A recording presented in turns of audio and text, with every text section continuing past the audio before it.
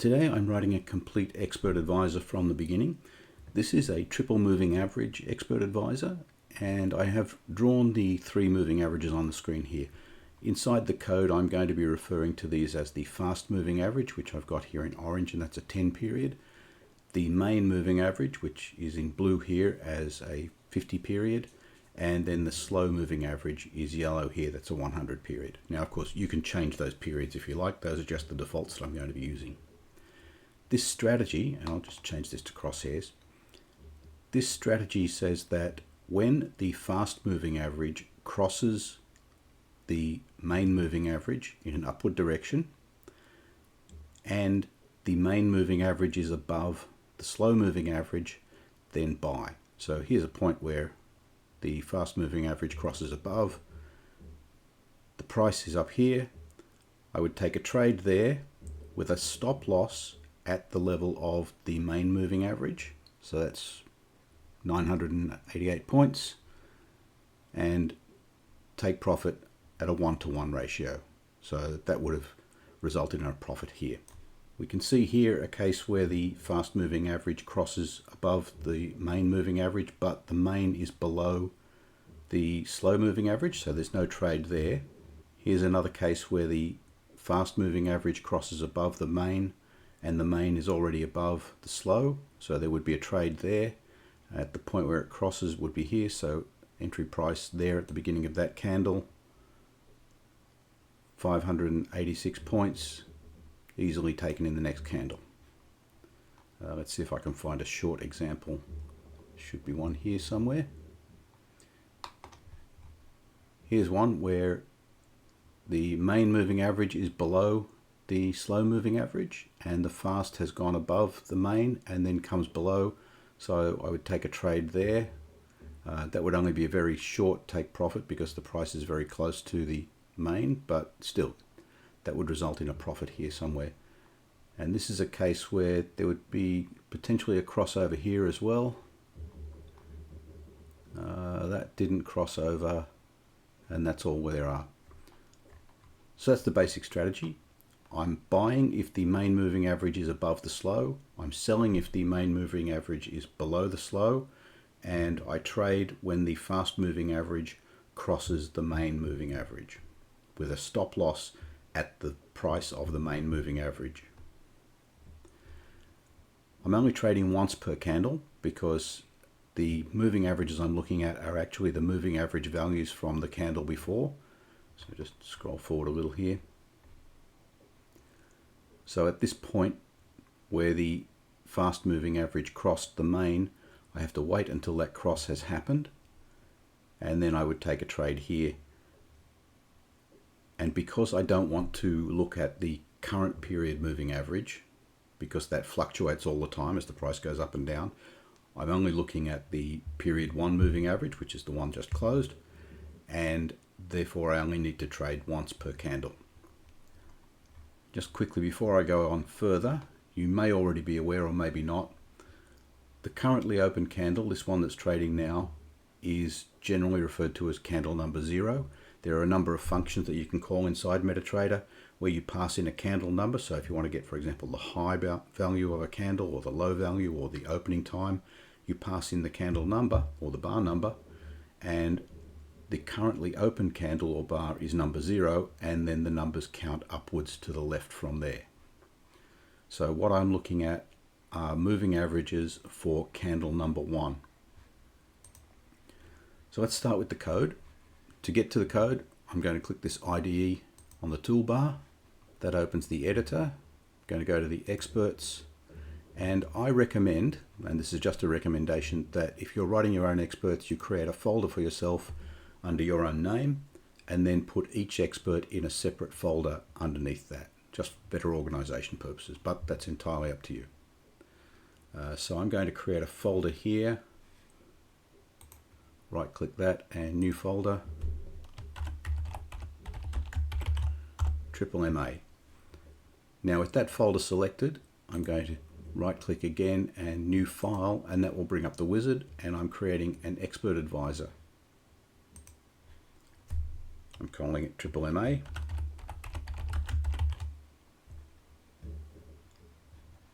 And here is an option to enter the inputs for the expert advisor, but I never use that. I always write them in the code. So I'll just leave that for now. Next, these are a number of event handlers that I'm not going to be needing, so I'll leave all of those unchecked. Next, and more event handlers. And now the wizard has generated this for me. I'm just going to take a moment to reformat it because I don't like the appearance of this.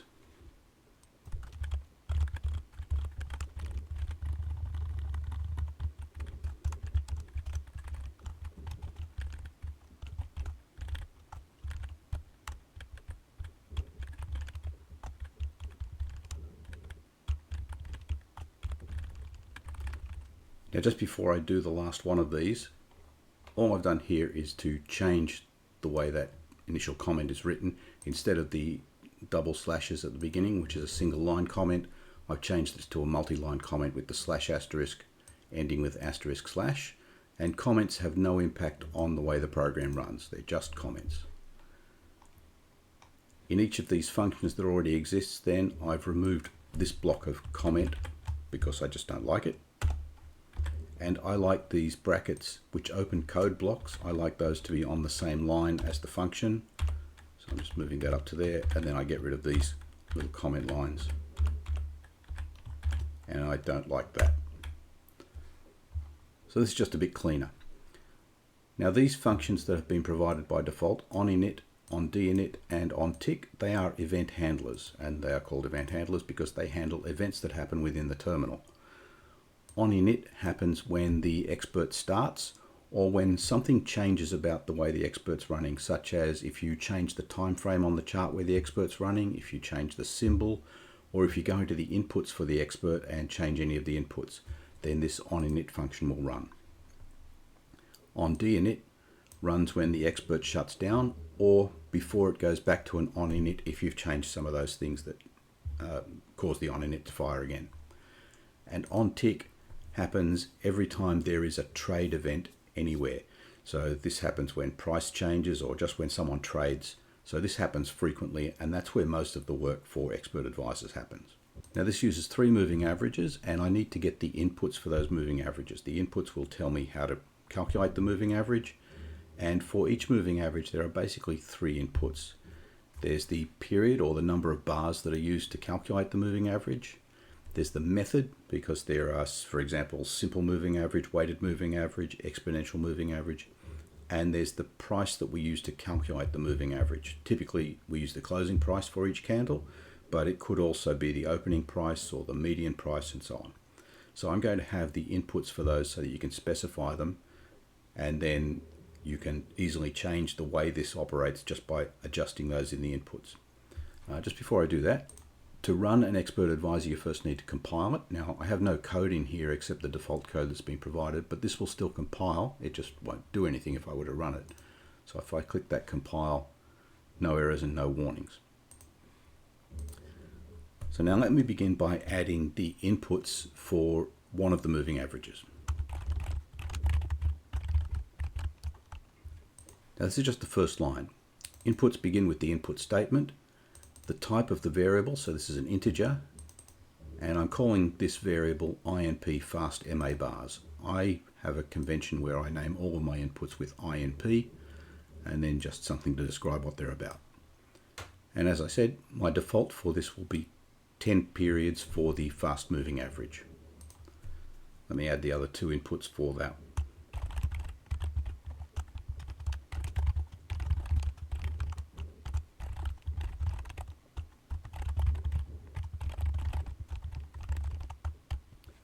So these are a little different, where the variable type here is an enum MA method and enum applied price.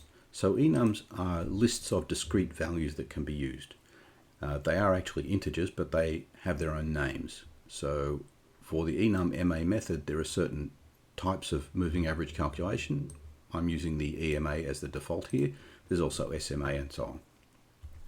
Enum applied price is just another enum, so a list of discrete values, and I'm selecting to calculate this on the closing price. So let me show you what all this means so far. I should be able to compile that without any problems. And if I go to MetaTrader, I can actually run this Expert Advisor to show how these inputs look. So when I load the Expert Advisor onto the chart, you can see here INP fast MA bars, MA method, applied price.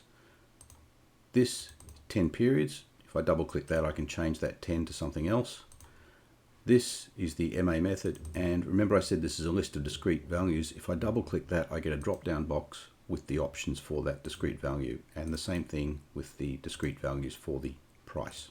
I'll also mention here you can see the variable names. That's not very user friendly, so let's go and fix that first, and then I'll go and add the other two moving averages. So adding a user friendly name to these inputs is as simple as adding an inline comment, which is 2 slashes,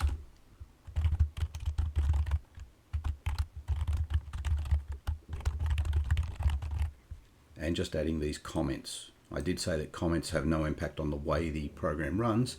This is one case where the comments are actually used. They still don't affect the way it operates, they just affect what the end user sees in that input box. So I'll compile that and just show you. And now you can see that the variables here are fast MA bars, fast MA method, and fast MA applied price. So they are the comments that I added at the end of those input lines. Now I have two more moving averages that I want to calculate. I will just copy these 3 lines and make a few changes.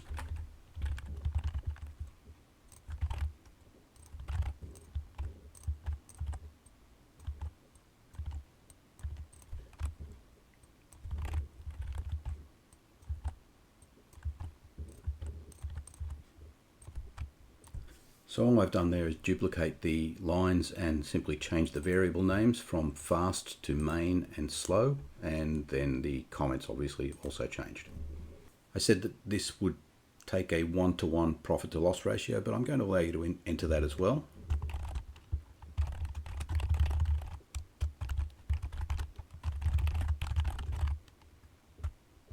So you can input a ratio of more than 1 if you want a higher take profit to stop loss ratio, or less than 1 if you want something else. I also am going to allow you to set the size of the trade.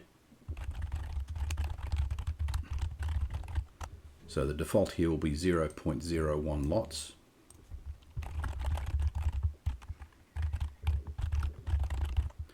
And now this magic number.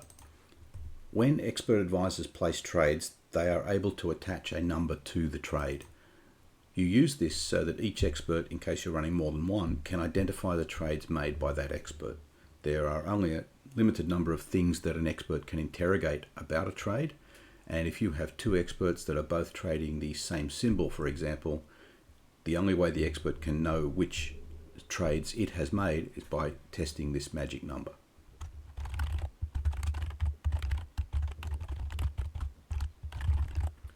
And then the last thing here is just a trade comment. Every trade will have this comment attached. Now you might think I could have used that to identify trades made by this expert advisor. I don't like to use the trade comment to identify anything because that can be changed by the broker depending on the way they want to operate their server. So this is not a constant value. Now I'll go into on init. Because I have 3 moving averages, I need to set up 3 indicators, one for each of those moving averages. That is done by creating handles to an indicator in MetaTrader 5. So first step, I will just create the handle to the fast moving average. I need a global variable for the fast handle, and for global variables, you simply declare the variable outside any of these functions. And it's just an integer. So I just call my integer fast MA handle, and while I'm here I'll create the handles for the other 2.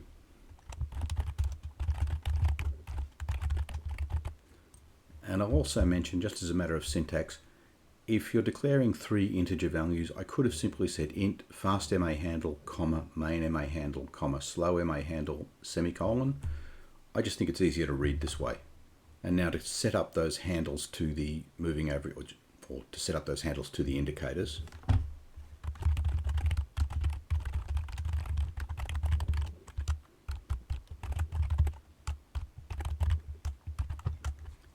So I've just set up the first one here, the fast MA handle. The function to set that is IMA, that's the moving average function. The first input is symbol, so this symbol, double parentheses, is a function that gives the current chart symbol. Period parentheses gives the current chart time frame, 1 hour, 2 hour, 4 hour, whatever. This is the input, the fast MA bars that we had. This 0 is an offset. So if I wanted to calculate the moving average set at 5 bars ago, for example, I would put a 5 there. I have never found a need to use that because I can always adjust it by simply asking for the value from that particular point. And then the method I'm using and the price that I'm using in the moving average.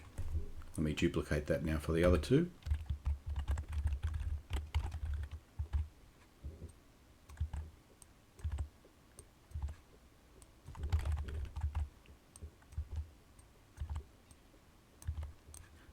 So now I've established handles to the 3 different moving average indicators. If there has been a problem with setting any of these up, then the value of this handle will be a constant value called invalid handle. So I want to test for that because there's no point in going any further with the expert advisor if this has failed.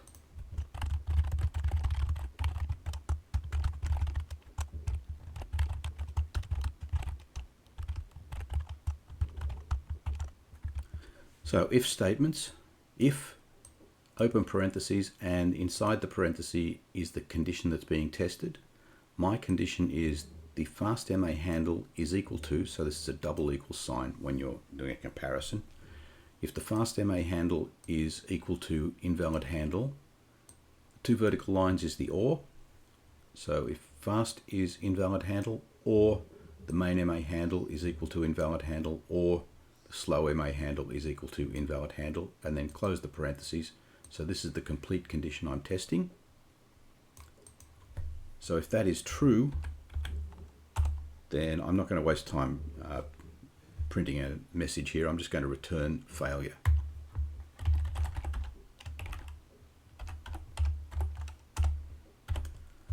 So you'll see here that when the template created this expert advisor, it had return init succeeded, which is the default successful completion of the on init. By returning an init failed here, this will stop the execution of the expert advisor immediately. You'll also notice this has parentheses and I don't. The parentheses are not necessary. I use them if I'm returning some kind of complex calculated value here, but if it's just a single variable, I just won't use them because I just think it looks better. So for this simple expert advisor, that's all I'm going to do. So I've set up that's all I'm going to do in the onInit function. I've set up the 3 indicators. I've tested that I have a valid indicator for each, and now I'm ready to go. In onDinit, because I've created these handles, I really need to dispose of them when I'm finished. So in onDinit, I'm going to remove them.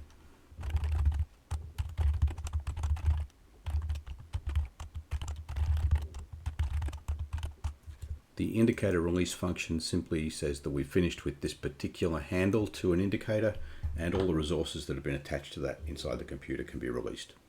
And now we're down to onTick, where most of the work happens.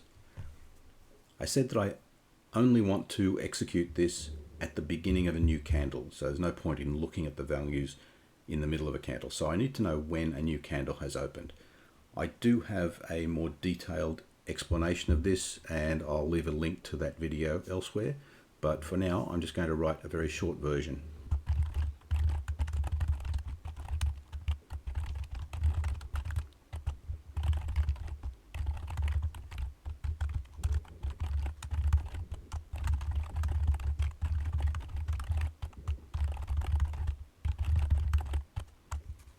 So first here I'm declaring a variable that's of type dateTime, calling that current bar time, and the function for the start time of a bar is the iTime function, and symbol is the chart symbol, period's the chart period, and 0 is the bar number that I'm looking at. So this gets me the start time of the currently open bar. Then I also have a date time previous bar time, which I'm setting equal to current bar time, but I'm also calling this a static variable. That means that this assignment only happens the first time this function is called, and every time after that, previous bar time will have the same value that it had when the function finished the time before. So it's static in that it maintains its value. So the next line here, if the previous time is equal to the current bar time, then that means I haven't opened a new bar, and so I can just return. The reason I have this initialized to the current bar time when it's first set up is that I don't want to start processing when the expert runs, because you could be 2 hours through a 4-hour bar. So I want to at least wait until a bar opens. So by initializing previous bar time equal to current bar time, this will be true on the first time through. And it will only be false when current bar time changes to a new time. And so if I get to this next line, then I just set previous bar time equal to current bar time, so we're ready to go. And I'll carry on then through the rest of the onTick function. And just a little aside, because I've had a question on this before. I did mention that these semicolons are the end of statements, and I have a semicolon here all on its own. That actually does nothing for or to the program execution. The only reason I put that there is because I run my code through an automatic formatter. I'm not doing it here as I type, but when the formatter runs, if I don't have that, it will sometimes indent this function to match whatever is above it. So I just put a semicolon before this first function. Now, I'm running this on 3 moving averages, so I need to get the values for those moving averages. MetaTrader 5 will return the values for indicators into an array, and the array gives me the value of the indicator at each of the bar numbers. So I need to declare 3 different arrays for each of the 3 moving averages.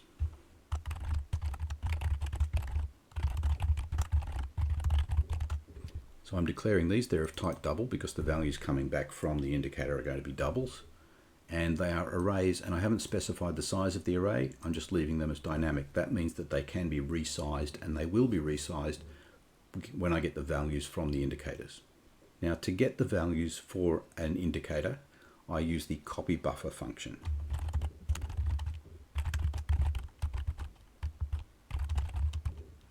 So the copy buffer function, firstly, the argument is the handle to that indicator. So it's the handle to the slow indicator.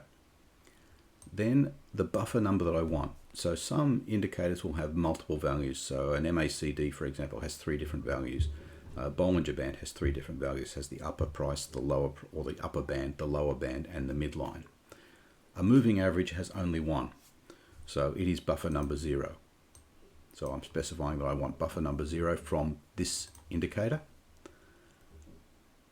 Then the next is the start position. So this is the start bar number, and I'm starting with bar number 0. And then how many do I want? And I want 3. I need the second value, so I'm getting 3 values beginning with 0, 0, 1, and 2. I need to know if the fast moving average has crossed over the main moving average. That means I need its value from bar number 2 and from bar number 1. I don't actually need anything from bar number 0, but I'm going to get all 3 of those values anyway, because then I have them matching up with the bar numbers 0, 1, and 2 instead of having to do an offset. And the result from this copy buffer will go into the array slow values here. And that slow values we resized to hold as many values as come back. Now, this function also returns the number of values that come back, and I want to make sure I get all 3 of these. So I'm going to put an if statement around this, and I know I'm asking for 3. So if I get a copy buffer that returns less than 3, then I really shouldn't carry on because I can't process with less than 3. And I'll just return then. Now I'm just going to do the same for the other 2.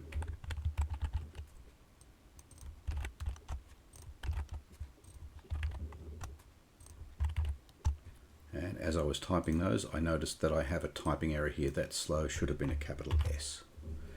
By convention, I begin my global variables with uppercase letters, and local variables like these that are declared inside functions with a lowercase letter.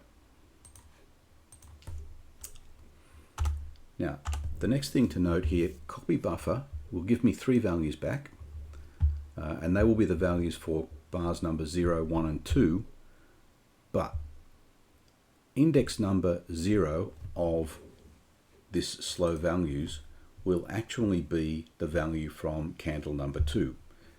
Index number 2 will be the value from candle number 0. I like to have my arrays in the same order that they appear on the screen, and even this starting number is indexed from 0 and then moves upwards to the left as candles go on. So I'm going to reverse the index on these arrays.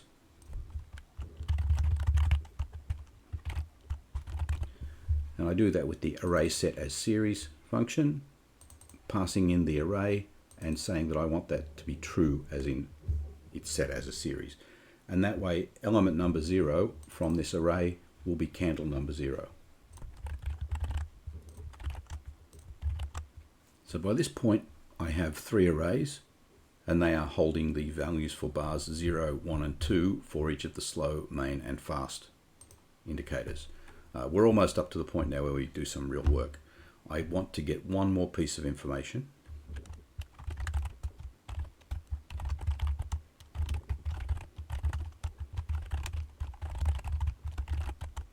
So MQL tick is a structure. It's a defined structure inside MT5, and it can hold a number of pieces of information. Well, that's what a structure can do. This holds specific information, and that is information about the most recent tick, including the price of that tick, the bid price, the ask price, and so on. I want to get the bid and the ask price because I'll need those for trading. So I declare a variable tick values, and then to get the values into that, I call symbol info tick, passing in the chart symbol and that tick values. So this will populate tick values. If it can't for some reason, then this symbol info tick returns false. So I have here, if not symbol info tick, the exclamation mark means not, return. Because if I can't get the most recent tick values, then there's something actually wrong with the terminal and I shouldn't be trading. It can be a minor glitch, and it may come back again. So I'm not going to stop everything at this point, but I'm just not going to make a trade. And now some more working variables.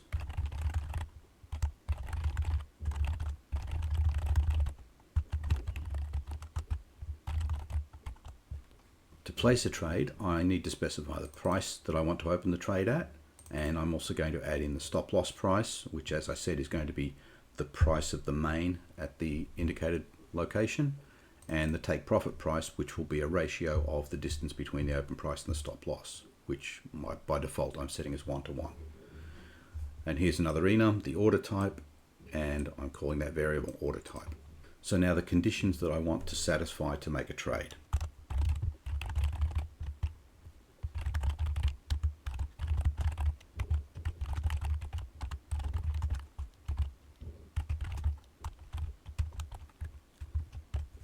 So 3 parts to this condition.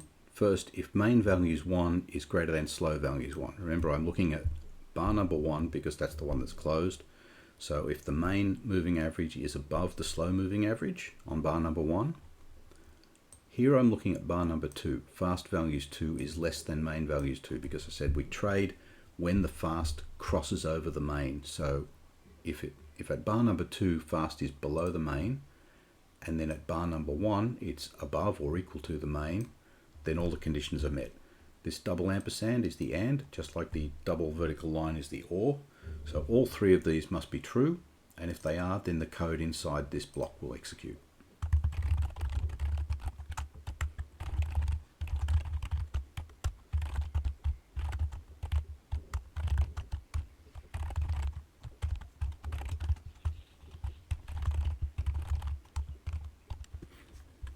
If main values is above slow values, we're buying, so the order type is an order type buy. That's what's going to be passed to the function to actually open the trade. The price that I'm opening at is the ask price. Buy trades are opened at the ask price and sell trades are opened at the bid price. So I'm getting this from tick values, which I gathered just here. So that's the current open or the current ask price. The stop loss price, as I said, that's at the value of the main moving average at bar number 1, and then the take profit price is the open price plus the take profit ratio multiplied by the difference between the open price and the stop loss price. Now I need to do the same thing if there's a sell condition, and I'll just copy most of this. I just need to change the signs around basically. So I reversed the signs here, less than, greater than, less than or equal. This becomes an order type sell. The open price is the bid. Stop loss price is still main values 1. And take profit price is still open price plus. Now it might seem like this is wrong, but when you think about it, if we're selling, then the main values is above the bid price. So this becomes a negative number instead of a positive number, which means open price plus that negative number is equal to open price minus the stop loss gap. And I just finished that off with else return because sometimes we're not buying or selling. In fact, most of the time we're not buying or selling. So if these conditions aren't met for either the buy or the sell, then I just return. Now to open the position, there are functions that I can use to call that directly, but there is a class provided by MetaTrader with MetaTrader 5. I'm just going to include that in the code. So to do that, it's hash include. The less than and greater than signs wrapping around this mean that I'm looking in the include folder. So if I go to the include folder here, I'm looking in the trade folder inside that, and then I'm picking up this trade.mqh. So I'm loading that, and that gives me access to a class that is called ctrade. So I just need to declare a variable of that type, and that class will allow me to execute certain functions, and it has a lot of code inside it already to handle some of the errors that might come up and just general checking that everything is valid. So if I get to this point, then I know that I have the conditions for either a buy or a sell, and depending whether it's a buy or a sell, that's in the order type. I've set the price, I've set the stop loss price, and I've set the take profit price. Now I could, I guess, have taken out these lines, the stop loss and take profit price, because you'll see they're identical between the buy and the sell. I could have taken those out. In fact, let me just do that. Because they're identical between buy and sell, I don't need to execute them inside here. I don't know why I did that. I think it just looked like it would be easier to show, but you've seen it now, and now I've moved them. So I get down here, I calculate the stop loss price, the take profit price, and then finally I can execute the trade. So trade is the variable we created of type ctrade, and you'll see as soon as I put the dot there after trade, a dot is the method, or a dot is the symbol for calling a function inside that trade object. And you can see it now lists in the IntelliSense here all of the functions that I can use. And what I'm going to use is the trade.positionOpen. There are other functions, so there is, for example, a trade.buy, a trade.sell, but by using positionOpen, it's easy for me to simply set variables like this order type and then use them here.